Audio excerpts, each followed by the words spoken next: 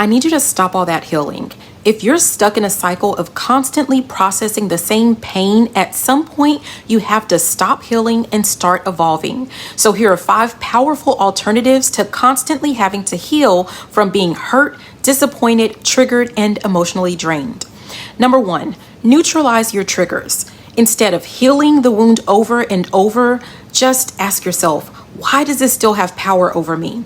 What belief am I protecting? You have to focus on detachment, not management, because people can't push buttons that don't exist.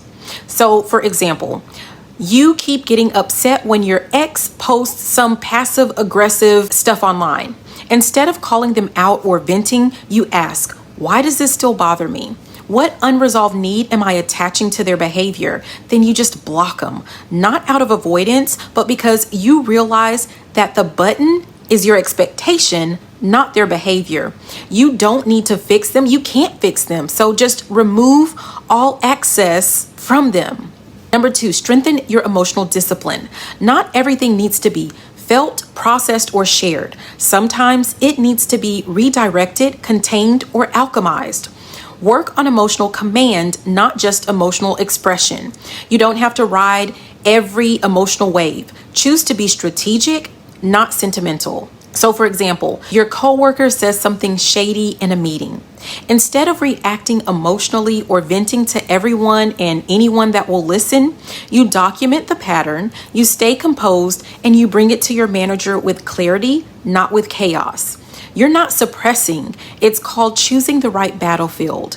Emotional control is your power, not your prison. Number 3, build an identity beyond the wound.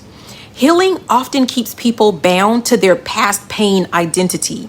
Shift the focus to creation instead. Who are you becoming? What are you building?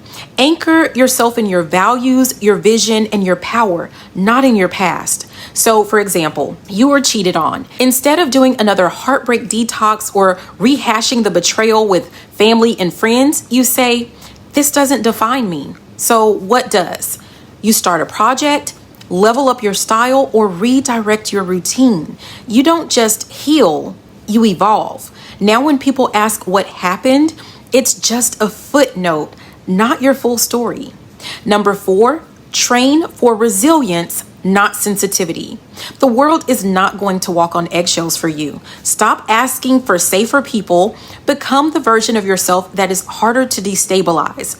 This means strengthening your boundaries, discerning quickly, and recovering or bouncing back fast. So for example, you didn't get invited to a group event, and instead of spiraling or confronting anyone, you just say, cool, let me use that time to focus on me and my own lane. You don't take it personally. You use the moment to reinforce that you are your own source of value. Now you show up where you're wanted, not where you have to wonder. And number 5, practice radical indifference. Not everything deserves a reaction or reflection. Some things are just beneath your bandwidth. This isn't you being cold.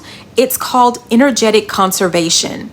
Care selectively, move silently, and focus only where it matters. So let's say, for example, someone online tries to drag you into a comment war. The old you would have typed a whole freaking paragraph. Now, the new you scrolls past, logs out, and uses the time to book a massage, to film content, or to build wealth. Silence is the flex. You don't argue with peasants.